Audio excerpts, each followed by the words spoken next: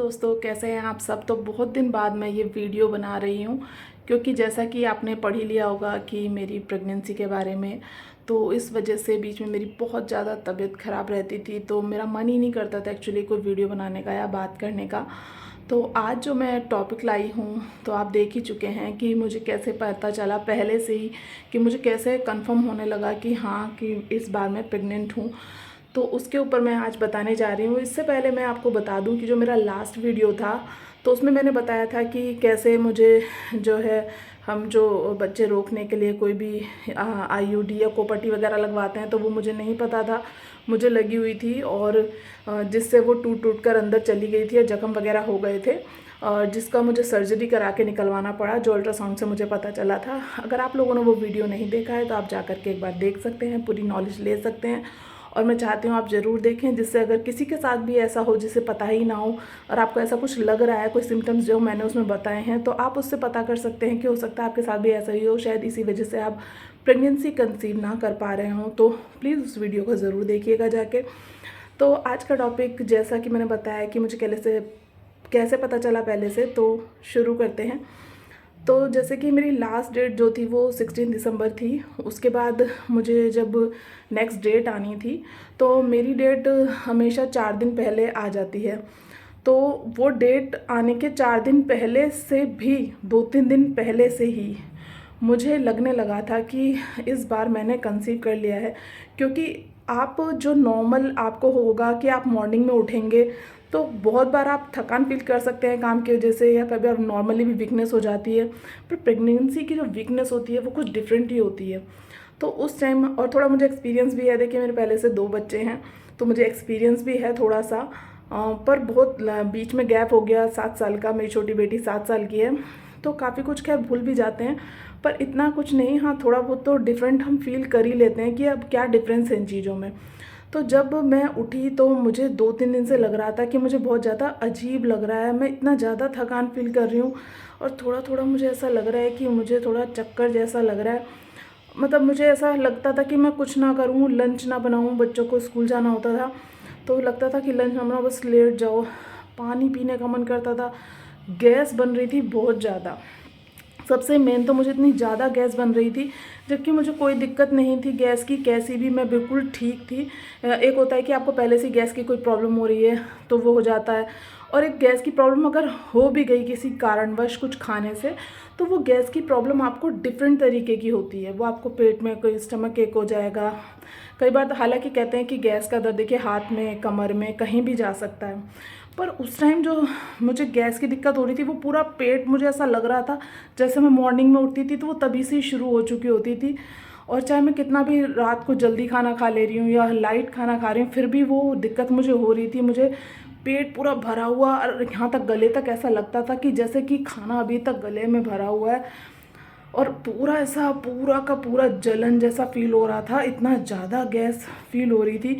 मैंने कई तरह के, जैसे कोई भी हम चूरन ले लेते हैं या कोई भी गोली ले लेते हैं, या फिर डाइजीन वगैरह ले लेते हैं, मैंने वो भी लिया, पर मुझे कोई भी आराम नहीं लग रहा था, जिसकी वजह से मैं फील कर पा रही थी कि गैस की ये प्रॉब्लम भी डिफरेंट तरीके की है। एक नॉर्मल जो हम खाने पीने से गैस होती है ये वो नहीं है। क्योंकि जो भी प्रेग्नेंट जो मम्मी हुई होंगी उनको पता होगा कि जब प्रेगनेंसी के टाइम जो गैस की प्रॉब्लम आपको होती है ना, वो नॉर्मल गैस से बिल्कुल अलग होती है।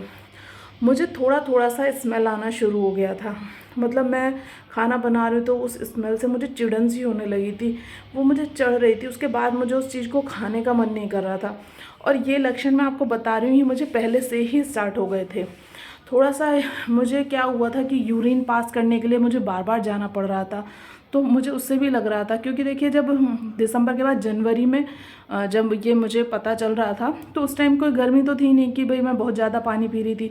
हालांकि सर्दी में भी आपको ज़्यादा यूरिन पास करने के लिए, क्योंकि ठंड का मौसम होता है, पर फिर भी उतना जब आप नॉर्मल जाते हैं तो आप समझ जाते हैं कि आप ये नॉर्मल जा रहे हैं या नॉर्मल से ज़्यादा बाहर जा रहे हैं। और कुछ तो देखिए ये भी होता है कि मैं कोशिश तो कर ही रही थी, पर जैसा कि मैंने आपसे बताया कि मुझे पता नहीं था, तो इस वजह से थोड़ा लेट हो गया। सर्जरी हुई अक्टूबर में, मेरी सर्जरी हुई थी, और दिसंबर में फिर ये मैंने बताया आपको कि कंसीव हो गया था, जो कि जनवरी 1 महीने के बाद ही पता चलता है, पहले से चलता नहीं है। तो मुझे फिर जनवरी में पता चल गया था।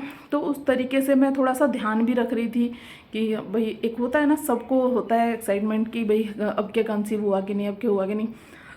हालांकि सही बताऊँ तो पहले मैंने जो कोशिशें करी थी और उसके बाद तो मैंने थोड़ा छोड़ ही दिया था कि ठीक है जब होगा हो जाएगा, अब टेंशन छोड़ दो क्योंकि तो वो टाइम भी निकले जा रहा था, हर चीज़ का एक समय होता है और तभी वो चीज़ें अच्छी लगती हैं। और फिर मैंने सोचा कि चलो छोड़ो, लेकिन फिर भी आपके दिमाग में वो चीज़ें कहीं ना कहीं रहती हैं। और जैसे ही आप प्लान भी कर रहे होते हैं तो आप कोई ना कोई वीडियोस देखते रहते हैं। मैंने भी बहुत सर्च करी, वीडियोस बहुत देखी कि क्या प्रॉब्लम है, हालांकि मुझे मेन प्रॉब्लम नहीं पता थी। उसके बाद जब वो सर्जरी के बाद भी मैंने कि भाई क्या खाना चाहिए, क्या पीना चाहिए, तो उसमें बहुत सारी चीज़ें हम सर्च करते हैं तो हमें बहुत सारी इन्फॉर्मेशन ऐसी मिल जाती हैं, बहुत सारे लोगों के सिम्टम्स हम सुनते हैं, तो उससे कहीं ना कहीं हम अपने सिम्टम्स को जोड़ के देख लेते हैं। जैसे कि अब मैंने आपको बताया जो जो चीज़ें मुझे फील हो रही थी, जैसे कि चक्कर आना, वॉमिट जैसा सा लगना, गैस बहुत ज़्यादा बुरी तरीके से बन जाना पूरे पेट से लेके गले तक, और थोड़ा महक आना शुरू हो जाना। तो ये हर किसी को ये लक्षण नहीं होते, किसी को हो सकते हैं, किसी को नहीं। तो अगर किसी को भी ये लक्षण हो रहे हैं और आप मैच कर रहे हैं, कोशिश कर रहे हैं, तो आप पता लगा सकते हैं। और फिर मेरी जिस दिन डेट मिस हुई, जो 4 दिन पहले से आनी थी, तो उस 4 डे के ही पहले ही जो पहला दिन था, ऐसा नहीं कि मैंने एग्जैक्ट उस डेट का वेट करा, तो मैंने जब चेक करा तो मेरी 2 लाइन्स भी आ गई थी उसमें, तो मुझे कंफर्म हो गया था कि हाँ मैं प्रेग्नेंट हूँ, और जो मैं अंदाज़ा लगा रही थी वो बिल्कुल ठीक था। फिर लेकिन मैंने डॉक्टर के विज़िट करा जब एग्जैक्ट मेरी 16/16 पूरे 1 मंथ का डेट हो गया था, तब मैंने फिर अगले दिन डॉक्टर के विज़िट करा। तो ये तो मैं ज़रूर सलाह देना चाहूँगी, अगर आपको लग रहा है कि हाँ आपने कंसीव कर लिया है और आप प्रेग्नेंट हैं और आपने चेक भी कर लिया है, तो प्लीज़ अर्लियर टू अर्लियर आपको जाना चाहिए, डॉक्टर के पास विज़िट करना चाहिए। जो वो सलाह दे रही हैं वो करनी ही चाहिए ज़रूर, जो भी उन्होंने कहा है उसे फॉलो करें, जो भी वो खाने को दे रहे हैं, क्योंकि आजकल के टाइम में जो हम खा रहे हैं वो हमारे लिए सफिशिएंट नहीं है। अगर कोई कहता है कि देखो पहले भी तो बच्चे होते थे, पहले कौन दवाई खाता था, तो आपको पता होगा कि पहले का जो खान पीन था वो इतना अच्छा, इतना नेचुरल था कि अगर वो थोड़ा भी खा रहे हैं तो उसमें बहुत कुछ उन्हें मिल जा रहा था, अगर वो बहुत सादा भी खा रहे हैं तो उसमें भी उन्हें बहुत कुछ मिल जा रहा था। पर आज के टाइम में अगर आप कितना अच्छा भी खा रहे हैं तो भी उसमें वो बात नहीं है, क्योंकि सभी चीज़ें एक तरह से नकली मान लीजिए, दवाइयों वाली मान लीजिए, आप कितना भी कोशिश करें वो प्योर चीज़ आज के टाइम में है नहीं। तो आपको वो एक एज अ सप्लीमेंट अगर वो सजेस्ट कर रहे हैं, कोई फॉलिक एसिड, कैल्शियम, आयरन वगैरह जो भी है, आपको ज़रूर लेना चाहिए। सिर्फ अपने लिए मत सोचिए, अपने बच्चों के लिए सोचिए, क्योंकि वो उनके लिए ज़रूरी है। तो प्लीज़ इस बात का बहुत ख्याल रखें।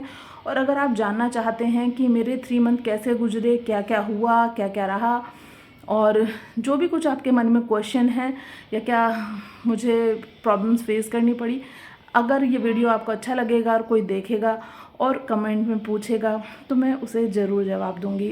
और भी आपकी कोई क्वेरी है तो मुझे ज़रूर बताइए। मैं चाहती हूँ आप लोगों से जुड़ना, आप लोगों से बातें करना, क्योंकि अब थोड़ा मेरे को अच्छा सा फील हो रहा है, थोड़ा थोड़ा तबीयत ठीक रहने लगी है, तो मैं वीडियोस भी थोड़ा थोड़ा कर पा रही हूँ। जैसे कि आज मैंने डाला है, तो आगे भी मैं कंटिन्यू करूँगी ज़रूर, आप जो भी पूछेंगे उसके जवाब भी दूँगी।